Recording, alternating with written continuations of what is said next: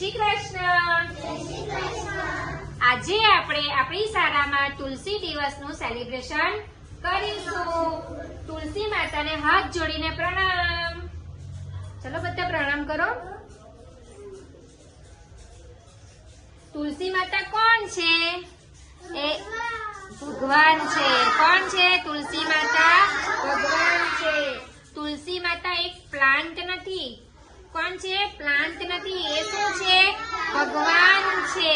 તો તુલસી માતાના બધાના ઘરે સવારે બધાની મમ્મી ઘરે જળ ચડાવે છે તુલસી માતાને. હા, બધાના ઘરના આંગણામાં તુલસી માતા છે. હા, તો આપણે બધા તુલસી માતાને સવારે દરરોજ 2 પાન ખાઈને તુલસી માતાને પ્રણામ કરવાના.